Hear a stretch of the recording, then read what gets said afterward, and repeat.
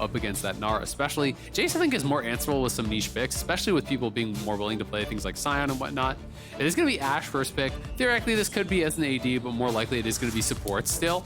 We are perhaps moving a little bit away from what is the norm. Varus is what I believe to be one of the most highly prized ADs left available still, and that is going to be locked in alongside this Vi here for Pyosik. So a little bit of engage from Pyosik. The follow-up going to be very powerful there from Yeon.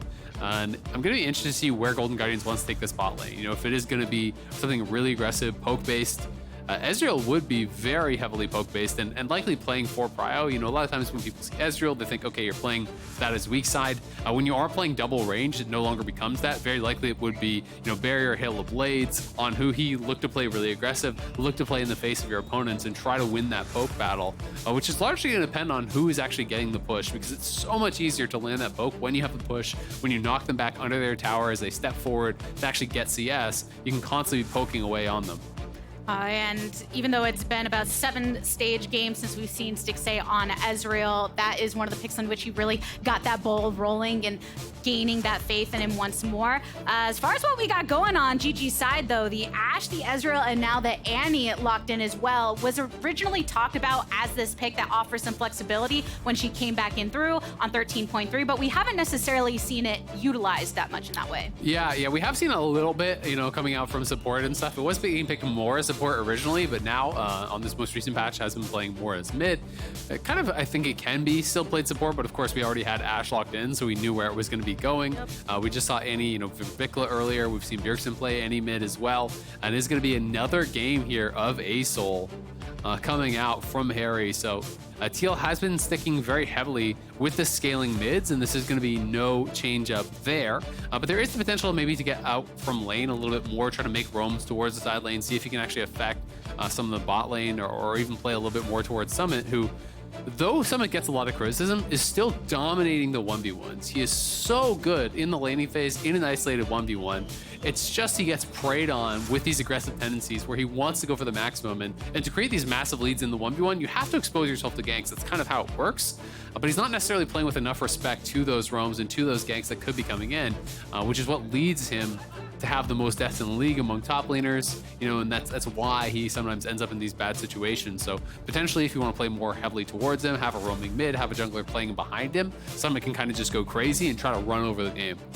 That's why when watching Team Liquid, you do see those moments where it reminds you how individually good a lot of these players are. Summit, why he is so dominant within the laning phase. Pyosik showing in some of their victories how present he can be in that early game, especially when on junglers that can enable those ganks. And then Haeri and Yeon has actually been very much talked about as shining in moments for the team, but we'll see that moment of miscoordination, see a bit of that, oh, Summit a little not in sync with the rest of the team, or the case for Haeri. And when those start to get shored up, that's why people still think of Team Liquid as this very formidable threat in their peak, even though they are 4-7 in the standings right now with the inverse for Golden Guardians. Yeah, and we'll see exactly where they want to go. We have seen Varus plus Kalista played previously. I think this was actually played by C9 a while ago, but it was actually Kalista support, if I recall correctly, but they aren't going to actually lock that in. So it is going to be Rakan. So a lot of engage here already locked in from TL. Rakan ult plus the Vi ult, both incredible primary forms of engage. The follow-up very easy to come through with things like the Aurelion Sol ult, with the Varus ultimate getting followed up. It's going to be very, very powerful. And they're going to have 5th pick, counter pick here for Summit. Renekton has been banned away. I think they're kind of expecting a Jace potentially. Are they going to be willing to go into this? And they are going to play a Jax, so he's just going to be blinding Jax here against whatever Summit wants to bring out. And I'm going to be curious to see where Summit wants to take us because Gnar is banned away. Renekton has been banned away. You know, he has that kind of reputation for being such a strong Jace player, but he hasn't actually been bringing it out this split. So will he want to go that direction, or will he be playing more of a front line? You know, he has brought out Sion a couple times. He has brought out Cassante as well. So there are some options on the table for sure.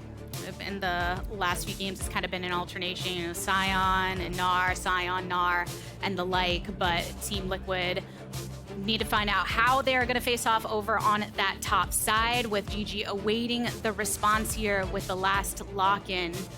And I know that you're calling out for Team Liquid what kind of looks they should maybe bring through in draft. to change their fates a bit from the early focus. Thus far, with the Gragas locked in, what do you make of the draft that they have here against Golden Guardians? I still think it's like fairly early mid-gamey. Aurelion Sol is a heavily scaling champion, but when you're kind of has to scrap with the Gragas, because if you don't do anything, you are just slowly going to get chipped away at, and you're going to kind of have to give up that lane. So we'll see how effective he's going to be and how Haeri can actually do here on the Aurelion Sol. Excited to see if he can actually get out of lane, if he can affect these side lanes, potentially enable Summit to play a little bit more aggressive, which would be really exciting.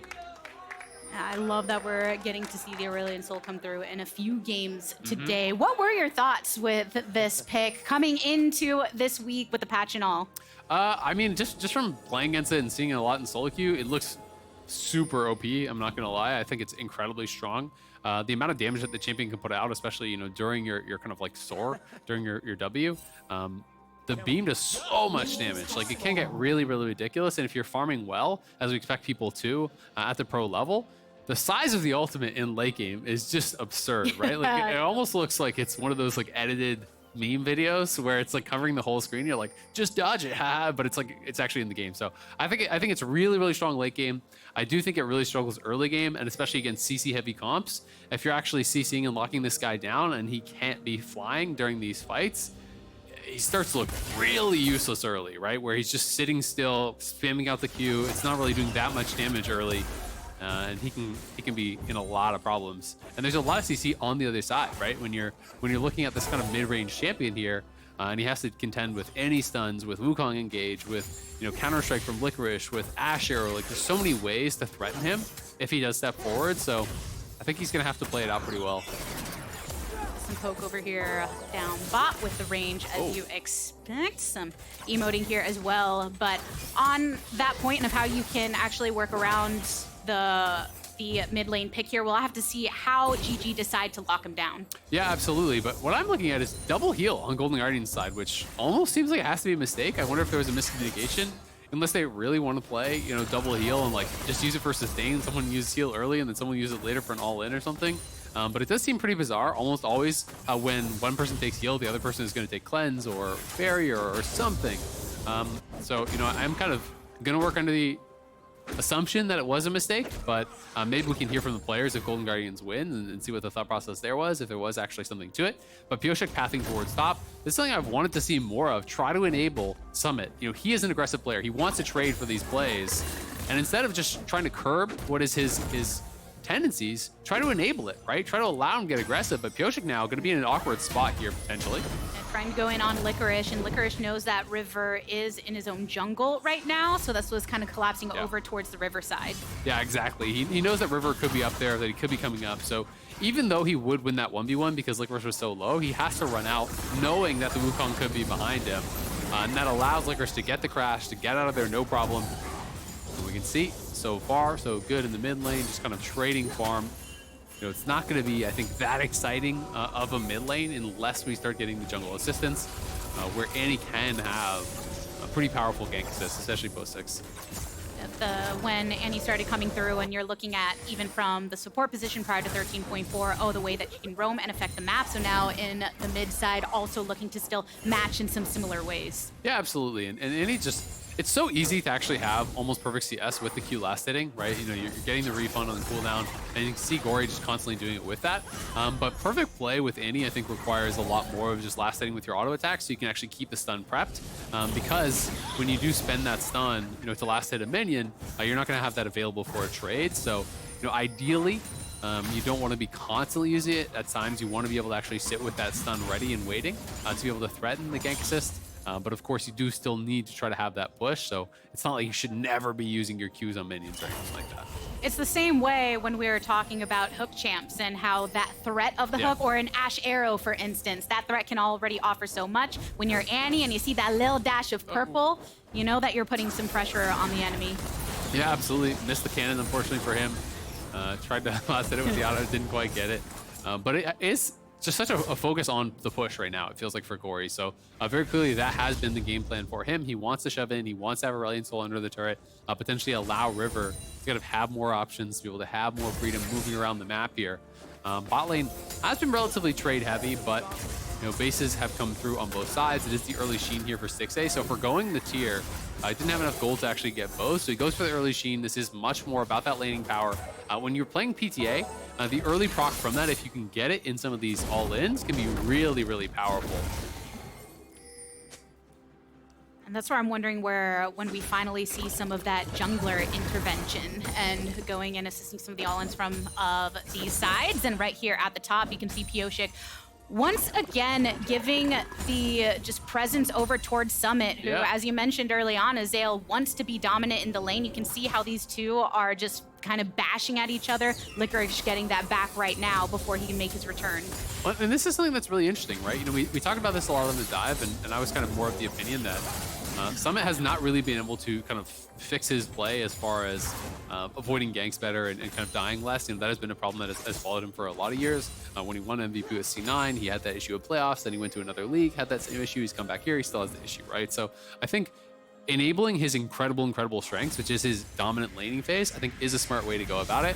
And thus far, we've already seen Pyosik go top twice, look for a potential gank, covered him on the push. And now again, he was hovering him and covering him on that push until we actually saw River show bot, and then he knew it'd be safe. So we're gonna have to see, if this is gonna be a TL trying to turn over a little bit of a new leaf, try to play a bit of a different style there, as Stixxay actually gonna use the heal to help Huhi dodge that piercing arrow.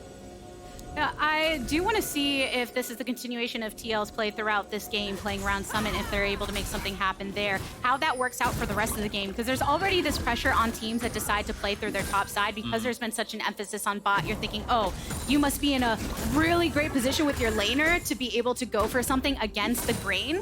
But then in a lot of these Team Liquid games, when you're noting they do get those leads early, they have played around Summit effectively, but when they fall apart in the end and it seems somewhat unrelated to that early advantage that they created, how can they shore that up? How can they create even more from that pressure that they offer through Summit? Yeah, and I would rather see teams play towards their strengths than try to imitate a style that isn't really working for them, right? Definitely. So, we're a lot of weeks into the split at this point. These teams have played a lot of games. We're 11 games in for both of these teams. So if something isn't working for you, I think at this point, it's time to just move and try something else. Try a strategy that works for you. I think it's fine to go against the grain, and we've seen some of the best teams actually doing that around the world. G2 just won LEC, playing a very atypical style. We have Kled mid, we have Kled top, we have Gragas mid showing up for T1, and teams playing Yasuo and Jace, and really kind of hyper-aggressive strategies that aren't necessarily fully based around bot lane. So I think there's a lot of room to experiment and try to find your own style. So again, Pyosik running straight out towards top. So it is such an expectation, right? People talk about, oh, it's so obvious that someone's going to overpush and then die, so you just gank them. Well, if it's that obvious, your jungler can hover you and cover you on these situations, and that's what they're doing here. They're saying River is going to come gank because that is what everyone has done. In this specific case, it hasn't actually happened, so Pyosik's time top has not really been awarded. Unfortunately for him, Licorice actually steps forward, dodging that ulti. That sucks, because they could have potentially followed that up for a kill. I mean, Pyosik was in brush with ulti, so if he actually gets hit by that, he's likely in range. That might have been a kill right there. Not the displacement that TL was seeking, and Licorice able to dodge that out a bit. But yeah, it is this pattern that happens, right? So everyone knows that he's going to step up. So everyone knows that then he's going to get ganked. So then everyone knows that Pyosik is going to come and answer. But there's only so much that keep going down that rabbit hole. So who's benefiting from where it is at that time, right? So if Pyosik can make those plays happen, then go for it. Yeah, absolutely. I mean, at the end of the day, if you are confident that your top laner is a much better laner in the 1v1, as long as he's actually able to play that isolated, then I think it makes sense to spend some resources to cover him, to enable him to do that. And that thus far has been what Pyosik has done. He has spent his time around top, has garnered them about a 2-wave lead, and the wave is actually pushing out towards Summit, so it should increase a little bit here on the bounce. So we'll have to see if he can then execute with that lead and extend it or make good on it in the team fights. Again, I do think this is a good matchup for the Gragas into the Jax. It can become very, very difficult to play if the Gragas especially gets put ahead. Because Jax can only really play this matchup by trading aggressively, by threatening all-ins, by looking for those sleep strikes forward. And if you fall too far behind, all of a sudden you can't threaten that anymore, and you're just kind of relegated to sitting back and accepting that you're going to get poked over and over and over and over. By a Gragas that is just happy to have that explosive cast and beyond when you do get into that team fight territory later. So Team Liquid extending a bit of that CS lead over on the top side. It's the first focus down on objectives we're getting. River had just taken that Rift Herald over top, and Team Liquid's response is to collapse upon this dragon to get the first of the game. Yep. And so far, checking on the stack, 65 Stardust there for Haeri. Stacking up towards that upgraded ultimate as well. So we'll see if he's going to be able to have that for the first major fight of the game. They have had Prio in bot lane thus far for TL. It feels like, they are winning out in that poke battle.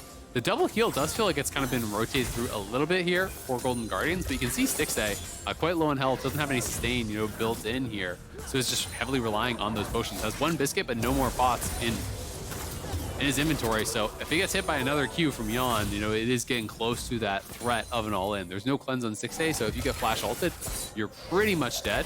But River here playing around them, knows that they could actually be in danger, and is just going to come help them push out this wave. Yeah, shows that presence because of all these Qs that Yeon has been hitting to poke down Stixxay and Huhi, looking for another one to connect, but River getting out of the way.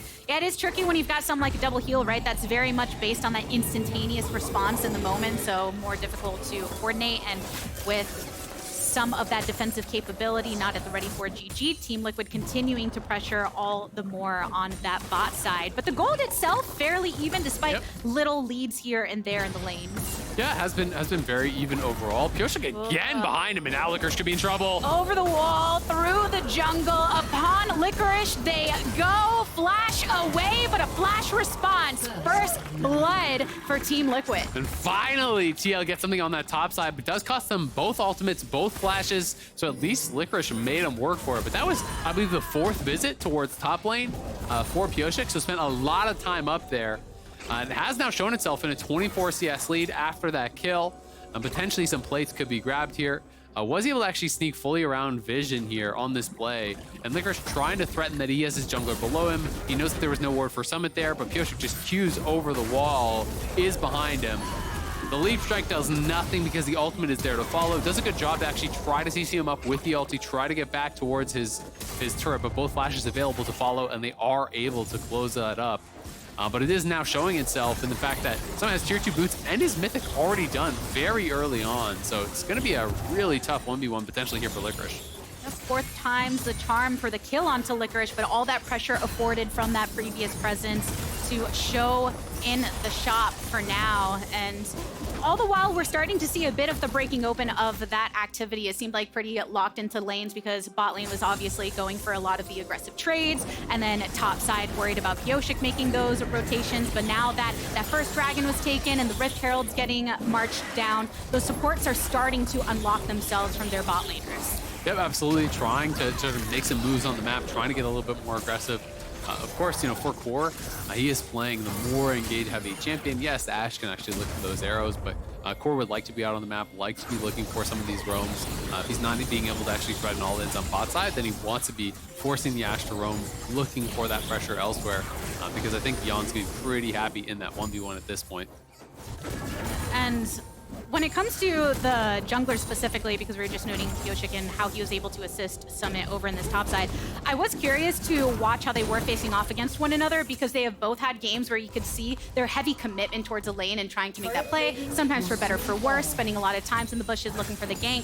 And River specifically calling out in his interview with Travis Gafford his respect for Pyosik as a jungler and Team Liquid as a squad. I find it something worth noting when a lot of players are saying, yes, I respect the 4 teams that are in the top of the standings, but also Team Liquid. Yeah. I still, for some reason, I fear them in a way that not everyone does, and River is one of the ones still granting them respect. Yeah, absolutely. And I think that's one of the things that can come from that scrim data, right? We've heard a few different things publicly. Doublelift did kind of a VOD review of some of his games a while ago, talked about, at least in his opinion, TL were kind of one of those scrim god teams that were slapping a lot of teams in scrims. We've heard similar things coming out of the Golden Guardians camp. Sven obviously was kind of on the other side of it, said that they had a good time in scrims against TL, but a lot of pro players' opinions are not going to come from stage, they're going to come from scrims, because you have so many more games played against these teams in scrims. So it's much easier to think, all right, this team is really, really talented. They're just not able to get it done quite yet on stage. And I think that is why a lot of people still, at least as far as the pro players are concerned, have faith that TL could turn things around, because they know that they have these really talented players. They've seen how well they can do in some of their scrims. There's the one angle of only 3 weeks left in the regular season. There's the other angle of there's still a lot that can happen in 3 weeks in the regular season. And a lot that can happen right now in the game as we see some of the first team fighting. River trying to swirl his way out of there. A stun onto 2 from the Tibbers. Lock up. Pyosik going down. Golden Guardians trading jungler for jungler as the pursuit still stands. CoreJJ eliminated. Some Qs over the wall from Stixxay to get Yeon out of there. GG out on top in the fight. Yeah, nicely done. The initial engage looked like it was pretty good on the River, but when you can't finish him off, he was able to take so much damage and get an incredible amount of value still out in the back end of that team fight. So yes, he does go down, but so much was spent to kill him that allows him to get even more. Nicely played now.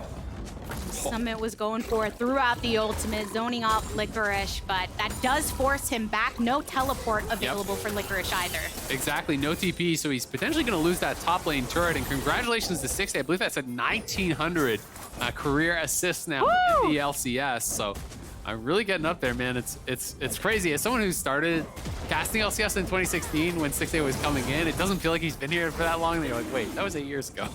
Do you feel like that's your kind of graduating class in a way? Yeah, a little bit, right? It's fun to see someone who came in at a similar time, back here, really getting things done.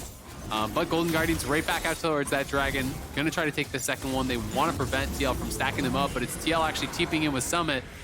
This TP is looking ambitious. I don't know that they're going to be able to get anything. Enough time for Golden Guardians to rotate on away towards their mid lane. So now they know that teleport is no longer available for Summit. They stopped any dragon stacking. We are on an Ocean Rift as well. Yeah, and this is one of my criticisms of Summit's play so far this split. I feel like his TPs have been extremely poor. Very often he's not actually TPing at the right times. We've seen a lot of those kind of blooper plays where he's TPing in 1v5, 1v4 and dying even when he does have a lead. And in this case, your jungler went top 4 or 5 times to try to create this advantage for you. And then when it comes time to pay it back through a TP play or play towards bot side, the TP is coming in after the dragon has already been taken without his ultimate even available. So there's not really anything that he can actually get done there unless it's kind of a gross misplay from Golden Guardians. And Huhi just says, you know what, I'll flash early, that's fine. And all you gained for your TP was 1 flash off the support, which is just not enough for how much effort they put into actually getting someone ahead. And you lose that window that he gains by hitting that Everfrost early. Of course, one of the lower cost mythics, so kind of actually catalyzed by that presence up top. But then suddenly, all right, the window will close. When will this lead be able to thrash itself around if GG manages to play around it with these delayed teleports coming in? So yeah, we'll see. I mean, he is closing on his second item as well, so that'll be another big spike. He's still very far ahead of the curve of Licorice. And the Skies Descend, the big upgraded ultimate is actually available here for Azael. He has farmed up that Stardust, so you can see the kind of glowing ultimate there for him is ready and available, rank 2 of that ulti. So if they can find a really good fight here around the 2-item spike for Summit, which is going to be much earlier than Licorice's, find a really good ulti, that is going to be key. It's so much about the setup on the engage to really kind of have that Azael alley-oop, get all of that damage down guaranteed. If you can have Rakan come in, if you can have the Varus ulti to follow it up, have the Vi ulti, all of this lockdown, holding people in that Azael damage, in that AoE, they're going to have a good fight. Gosh, when they made the changes to Azael and just reading even, okay, so first level, Falling Star, you get a bit of that stun up with the ultimate, and great. Oh yeah, but when you get all this Stardust, look what else happens. You knock them up, you have this huge area of effect and more damage to come down. So such a clear tool that Azael brings to the table. Absolutely, and that's why I think it is so nice when you're drafting hard CC and lockdown with them, because you can set them up for this damage that is incredibly high. J4 Azael is one of kind of my favorite pairings. And when I see an Aurelion Sol on my team, I love playing Jarvan. You set them up so easily with the Cataclysm. It basically guarantees the ulti is going to land. It guarantees they're stuck in that Azael E unless they have a dash or a flash to get out. So there's similar things that they can do here with the Varus ult, with the Rakan ult, with the Vi ult, all that lockdown to hold them in place and really try to punish. And you can see Summit has been poking away constantly. Gonna check in and see how much he's actually gotten from first strike. He's gained 400 gold already from his first strike, which is very high. Playing in this melee versus melee matchup, Core could be in trouble. Oh, locked on to Core, blasted down. GG finding the pick here across mid. Yeah, nicely done. Core does actually have Mercs, but even with the Mercs, the CC is long enough. Huhi starts it up. They have the follow-up CC. They burst them down. He had no flash available and no one to actually dash to in time to try to get out of there. So Core gets killed. We'll see if Golden Guardians can actually get anything from this. There's no objective to really take right now, so it is just going to be that kill gold and a little bit of pressure on the map and likely the reset. With Herald number 2 being dropped down, the first one was brought by Golden Guardians and slammed into the mid lane. Now we're getting the reversal of that. 4 members of Team Liquid here to accompany the crash. So Team Liquid, they had established a gold lead that Golden Guardians, through that pick and other presence across, has been trying to keep contained as much as possible. And then now wary of what's happening in the top side. Licorice, after pushing long onto the turret, Summit in pursuit, but the leap away. Slam not connecting, but the damage is good. And another jungler intervention with the cease and desist. Licorice down again. Yeah, Licorice trying to knock down that tower, trying to get a trade on top side, utilize that demolish, utilize his sheen. Jax has great damage on those towers, but you have to respect the fact that Gragas can instantly clear out those waves. He just throws the ulti, one-shots the wave that is actually there, and then locks down Licorice in range of that tower. So multiple tower shots. I think it was 3. Might have only been the 2, but at least 2 turret shots actually hitting there onto Licorice, which is what really puts him in that no-win situation where all he can do is run. And then Pyosik is coming in as well. River was pathing up there to try to cover, but again, it's just paying Summit that pressure, paying him those visits constantly. Pyosik hoping now that Summit is going to be able to carry in some of these team fights, going to be able to really make a difference here because he is very, very strong. Looks like he's going towards Cosmic third potentially, but he is just so far ahead in gold of where Licorice is at this point. He is well over 2,000 gold, about 2,400 gold ahead of his lane counterpart. Which Team Liquid is very happy about when looking at this dragon being up, Golden Guardians in the vicinity, but Team Liquid right on the ground. Oh, a flash on out for Huhi and blasted away. Summit is here to stay. Ultimate comes on through from Haeri, and Gori is going for gold. Haeri continuing to poke out with the Q. Pyosik on top of 1 for the first kill of this fight, or the second rather, as Gori goes down. Summit wanting to lead the charge for the rest of Team Liquid. Onto Licorice they go. Another knockup. River cannot help the rest of the squad. 3 eliminated for Golden Guardians. Rest on the retreat, and Team Liquid, as they were hoping, come out on top in the fight. Yeah, TL with a big team fight win there around the dragon. So much CC. The lockdown is going to be really frustrating for Licorice. He's just going from knock-up and a knock-up and a knock-up, constantly getting locked down. Golden Guardians at least got a kill back onto Haeri. But even with that engage, that felt like it was a little bit flubbed. You know, there was a lot of resources that were actually spent here. You can look for someone over the wall. I was surprised he didn't commit with the body slam flash. I thought it was going to be a body slam flash into a double engage there. But it looked like because the Banshee's Veil was actually up on a Gori, he wasn't willing to commit it. So he just throws out the ulti. The stasis gets used. The stopwatch there actually spent from Gori. And then he flashes forward in onto Haeri. But on the other side, Yeon has gotten on top of Huhi. And he has no chance as he's kind of isolated and burst down. Gori goes down as well. Licorice and River do actually converge on take down Aurelion Sol. But then just watch the CC. It's knock-up into the stun from the Vi, into another knock-up, into another knock-up. It's just non-stop there. And Licorice really going to be struggling now as a Jax who is this far behind to really contribute in these team fights. His lane opponent is now on 3 items. Those moments feel so frustrating because you're just wanting to be able to do something else in that fight, just waiting. But the enemy team keeps locking you. And I mean, you know that you're already behind, right? You know that you are struggling. Going into that, the lead was back down around 3K. It was a little bit more after they took that tier 1. But it was basically, Summit was the entire lead in this game previously. And now that lead is expanding. You know, other players are starting to have those item completions come through, are starting to get a little bit further ahead here. Multiple dragons now have gone the way of TL. So you start to get a little bit worried here if you're on that Golden Guardian side, because, you know, as we talked about, these are 2 very heavily focused team fighting teams, and they're very focused on mid game. Sure, you can always talk about Jax, Split Bush, Win Condition, but you almost never see games actually ended through side lane these days. And Licorice is so far down that this game would have to go ridiculously long before he would ever actually outscale Summit, right? You know, he's more than a full item behind. And now TL are just going to say, you know what, Licorice, you show bot, you've got a TP top, you've got to answer the Baron right now.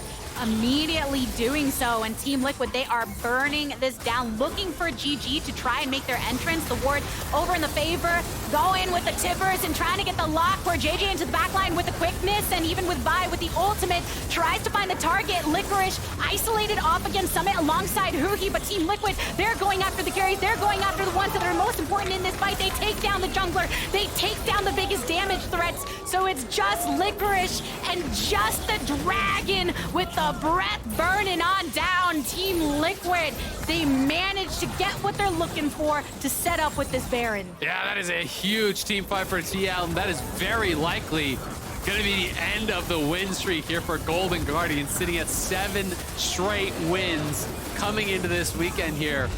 They are now up against it 25 minutes in. It is nearly a 9,000 gold lead for TL. Multiple dragons in their pocket as well. And Haeri is really online at this point. He's got his third item here. He's sitting at 224 Stardust as well, which is quite good for this point in the game. And you see, as soon as they start getting those first kills, there's not really any escaping from a Rylai's Azael. He gets those resets. He's constantly flying after you, slowing you down with the beam, putting out huge amounts of pressure. And I like the force here from TL. As soon as Licorice shows bot, they're saying, no, you have to come top. You have to actually answer this. And look at the engage from River. I just think this was forced way too early. He wanted to get in onto Yeon and Haeri because they were separated, but Huhi wasn't even here. His carries weren't even in range. And it's just a big overforce. I think they could have waited a lot longer, allowed TL to take some more damage from that Baron before you actually commit to the engage, or at the very least, just force them off and then just back it up. Because now in this situation, it's almost not possible to come back without some massive, massive mistakes from your opponents. Difficult to refocus up, and Team Liquid for sure have the confidence after that play, knowing that this comp, when you've got this Azael coming online and the way Haeri has been able to affect, look at the damage coming from Yeon to offset anything that Golden Guardians can bring to the table. And yes, so separated before GG could really make a play. Look at the Qs, just nice and charged up and immediately sending the jungler back over into the fountain. Yeah, I mean, when you get ahead as this poke Varus, you have so much lethality, you're ahead of the pace of the game. He's got 46 armor pen right now, which is very, very difficult to deal with for some of these squishy targets. You know, Ashe has 68 armor, right? Like, you're dealing almost true damage, it feels like, at that point. And especially once he gets Last Whisper, which I assume he'll build towards next, it's going to get even more difficult to deal with. Nice attempt on the arrow there from Huhi. He had a pretty good angle, but River Dunzo.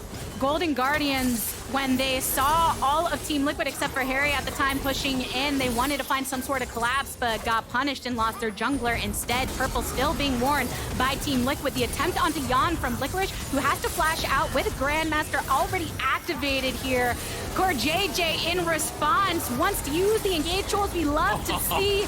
CoreJJ does go down, but that's with 2 eliminated from Golden Guardians here to make their last stand across this mid inhibitor.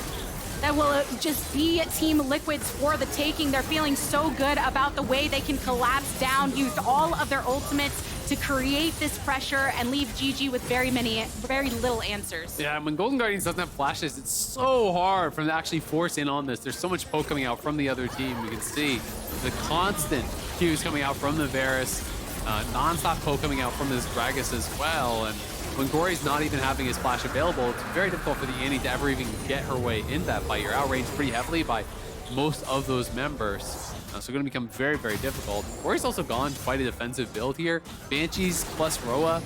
He is playing CDR boots as well. He's not going to be playing, spell pen boots. So it's not even like he is playing one of these one-shot style builds where he can get on the backline, he can just 100-0 them. It is a much more durable build, but it's giving them even less ways to really come back. Well, from the perspective of Team Liquid, where I think fans were looking to see them maybe string some games together in victories in the end of the regular season, or really stand true behind a specific style. Do you think what they've been able to do in this game and the way in which they've been able to pressure has been impressive? Yeah, absolutely. I mean, I think this is kind of what I wanted to see from them. Just invest heavily into Summit. He is the best 1v1 top laner in the league. Playing through bot lane, playing early focus towards bot, with this really hyper focus on Lucian and Lucian Nami, just has not been working at all. So let them do something different. They're able to easily dodge out of that engage with Haeri, but this game, they put all their eggs into the Summit basket. They're playing a different style of bot lane. They're playing very heavily poke-focused.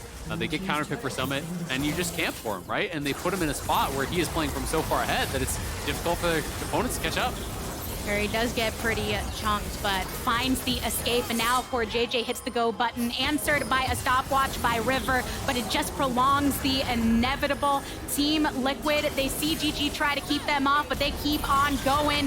Licorice, the next one to go into stasis before popping right back up into a lot of damage. Can Gori come in for some assistance to try and connect with the stun on multiple? But it's just Haeri here trying to make groundwork of Golden Guardians. Golden Guardians, though, now down 3. Gori and Stixxay on the retreat. No bodies between these carries and the rest of the squad.